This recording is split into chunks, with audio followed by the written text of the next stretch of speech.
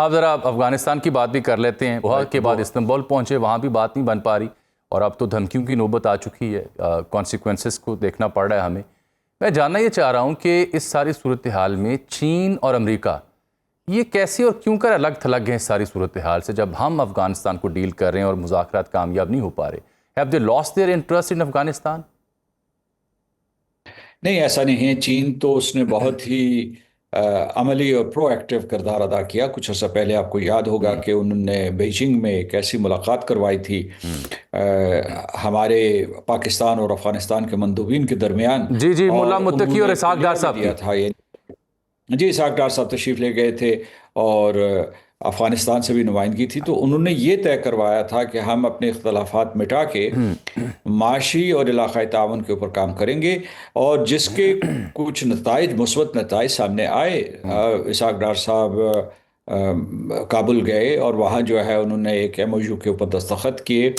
ہمارے وزیر داخلہ بھی وہاں گئے تھے. تو ان نے ایک مفاہمت کی فضا پیدا کی, جس میں یہ بھی ہوا کہ ازبکستان, افغانستان, پاکستان کی ریل لائن بنے گی, ایک ریلوے لنک بنے گا. اسی طریقے سے جو بہت عرصے سے رکا ہوا سلسلہ ہے, یعنی ایک پروپوزل ہے, تجویز ہے, وہ اسے عملی جامہ ہم نہیں پہنا سکے, اور وہ ہے Turkmenistan, Afghanistan, Pakistan gas pipeline کا. اور یہ اس طرح, اور کہ جو چین پاکستان اقتصادی راہداری ہے اس کا دائرہ افغانستان تک بڑھا دیا جائے. یہ وہ مثبت پیش رفت تھی جس کو سبوتاژ کرنے کے لیے ہندوستان غیر معمولی طور پر متحرک ہوا. اور ویسے تو افغان طالبان کا ہم نے ان کی طرف رجحان دیکھا, یعنی یہ ہمارے لیے بہت حیرت انگیز تھا. پاکستان نے ان کی بہت مدد کی دہشت گردی کے دوران جو وہ جنگ ہو رہی تھی. پاکستان نے ان کا ہاتھ بٹایا, ان کو پناہ دی, اور یہ جنگ وہ پاکستان کے بغیر نہیں جیت سکتے تھے. پاکستان کے جو سرزمین کو استعمال کیے بغیر نہیں جیت سکتے تھے. لیکن اس کے بعد انہوں نے ایک دم جو ہے بھارت کے ساتھ پینگیں بڑھانا شروع کر دی. لیکن بھارت, جیسا کہ میں نے کہا, وہ غیر معمولی طور پر متحرک ہوا ہے. وہ ویسے ہی تحریک طالبان پاکستان کا سرپرست ہے, اور اس نے جو ہے 2001 سے حامد کارزائی اور اشرف غنی کے دور میں بہت سے کونسلرز بنائے, انٹیلیجنس نیٹ ورکس بنائے, اور ان کے ذریعے اپنے پاکستان میں پراکسیز کے ذریعے دہشت گردی کے حملے کروائے. تو وہ سلسلہ معطل ہو گیا تھا جب افغان طالبان واپس آئے, کیونکہ افغان طالبان پاکستان کے حلیف سمجھے جاتے تھے.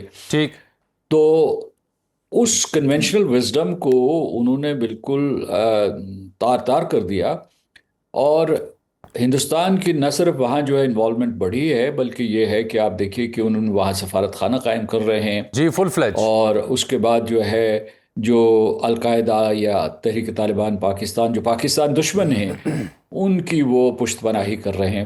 تو اس وجہ سے یہ صورتحال پیدا ہوئی ہے. ہمارے پاس حقائق, شواہد موجود ہیں جن کی تائید اقوام متحدہ نے کی ہوئی ہے. لیکن افغانستان کی انہوں نے جو ہے افغانستان کی ٹیم جو استنبول میں موجود تھی, انہوں نے یہ بہانہ بنایا کہ وہ تحریک طالبان پاکستان کے اوپر کسی قسم کی کوئی طاقت نہیں رکھتے, نہ استعمال کر سکتے ہیں. یہ بات غلط ہے.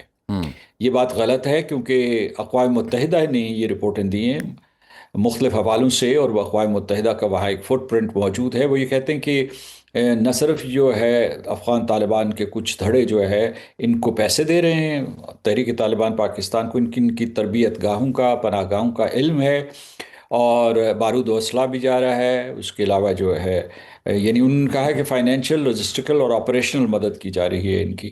تو اس لیے اگر ان کی مدد سے پاکستان کی سرزمین کے اوپر حملے ہو رہے ہیں, تو یہ کہہ دینا پھر دلی میں جا کے امیر متقی کا کہ یہ پاکستان کا اندرونی معاملہ ہے, تو یہ ناقابل اعتماد ہے, ناقابل یقین ہے.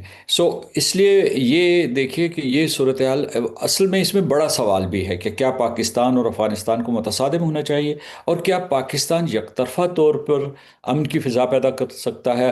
اگر بالکل, میں آپ سے یہی جاننا چاہیے, میں یہی جاننا چاہ رہا تھا کہ بالفرض اب یہ ناکامی ہوتی ہے ان مذاکرات میں, اور وہی گردی بار بار ہو رہی ہے, وہاں سے لوگ آتے ہیں آ کے یہاں پہ دہشت گردی کرتے ہیں, تو پاکستان نے تو پوزیشن واضح کی ہے کہ ہم اندر جا کے ہٹ کریں گے.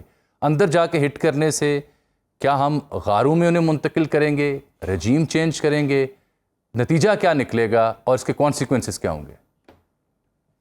دیکھیے اسے الٹ کر دیکھیے، جو افغانستان میں پلنے والی دہشت گرد تنظیمیں ہیں وہ پاکستان کے اندر ہی تو آ کے حملہ کر رہے ہیں نا، کوئی صرف جو ہے وہ پاکستان اور افغانستان کی سرحد تک محدود نہیں ہے، بالکل ٹھیک.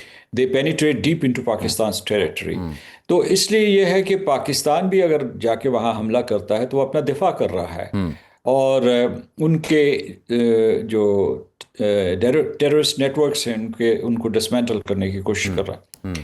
تو اس وجہ سے یہ ایک قسم کی لیجٹمیٹ وار ہے. This is in accordance with article 51 of the United Nations charter. اس میں کوئی ایسی، لیکن میں اس میں ایک اور نقطہ کا اضافہ کرنا چاہتا ہوں. ہمارے پاس شواہد موجود ہیں، ہمیں معلوم ہے کہ افغان طالبان کے پاس استعداد ہے، اور ہمیں یہ بھی پتہ ہے ہندوستان وہاں ملوث ہے. لیکن اس کے باوجود اگر افغانستان اور پاکستان کے درمیان یہ جنگ بڑھتی ہے تو افغانستان کا نقصان تو ہوگا ہی ہوگا، پاکستان کا بہت بڑا نقصان ہوگا، کیوں پاکستان مارکہ حق کے بعد عالمی سٹیج پہ اس قوت کے ساتھ ابھرا ہے کہ دنیا حیران اور پریشان رہے گی. بالکل ٹھیک. کیونکہ یعنی یہ کہ کہاں جو ہے وہ مارکو روبیو کہا کرتا تھا کہ جی ہندوستان کے ساتھ امریکہ کے تعلقات بڑھ رہے ہیں لیکن ان سے پاکستان کو پریشان نہیں ہونا چاہیے. اب وہ انہوں نے یہ بیان دیا ہے کہ پاکستان اور امریکہ کے تعلقات مضبوط تر ہوں گے، تعلقات بڑھ رہے ہیں اور بڑھیں گے، لیکن ہندوستان کو اس سلسلے میں پریشان نہیں ہونا چاہیے. تو پانسا پلٹ گیا، یہ جنگ کا پانسا، سفارتکاری کا پانسا پلٹ گیا ہے. ایسے موقع پر ہمارے لیے بیسیوں دروازے کھلے ہیں سرمایہ کاری کے، امریکہ سے، خلیجی ریاستوں سے، جنوب مشرقی ایشیا سے. تو اگر یہاں ہم پھر ایک جو ہے حالت جنگ میں، وسیع تر حالت جنگ میں، ابھی بھی ہم حالت جنگ میں ہیں لیکن وسیع تر حالت جنگ میں چلے گئے تو سرمایہ کار ہاتھ روک لیں گے، یا جو ٹیکنالوجی کا بھاؤ اس طرف ہونا تھا وہ ہو سکتا ہے کہ اس طریقے سے ناممکن ہو سکے. پھر کیا کیا جائے؟ کیونکہ امن اور جنگ ایک ساتھ نہیں چل سکتے. پھر کیا کیا؟ یعنی اگر ہم نے اٹھنا ہے، معیشت کو مضبوط کرنا ہے، تو یہ ضروری ہے کہ اس وقت سفارتکاری کے عمل کو تیز تر کیا جائے. اور آپ نے صحیح اشارہ کیا ہے کہ چین کو متحرک ہونا چاہیے کیونکہ اس کا کردار بہت تعمیری ہے. صدر ٹرمپ نے خود کہا ہے جنوب مشرقی ایشیا کے یا مشرقی ایشیا کے دورے کے دوران کہ وہ بھی جو ہے اس جنگ کو بند کروا سکتے ہیں، اور یہ یقیناً ان کی انگریس ہے افغان طالبان کے ساتھ. ان کے رابطے ہیں، ان کے رسمی اور غیر رسمی رابطے ہیں، اور وہ ان کا اثر و رسوخ ہے. کابل اور قندھار کا میں کچھ نہیں کہہ سکتا، لیکن کابل میں ان کا اثر و رسوخ ہے. اور پاکستان کے ساتھ تو مثالی طور پر ان کے تعلقات مضبوط ہوئے ہیں. بالکل ٹھیک. بہت بہت شکریہ جناب. سفارتکاری ہونی. شکریہ جناب سردار مسعود خان صاحب. بہت عمدہ اور قیمتی گفتگو انہوں نے کی کہ ہونا کیا چاہیے، محرکات کیا ہیں، پس پردہ اسباب کیا ہیں، وے فارورڈ کیا ہے. ناظرین کی رہنمائی انہوں نے کی ہے.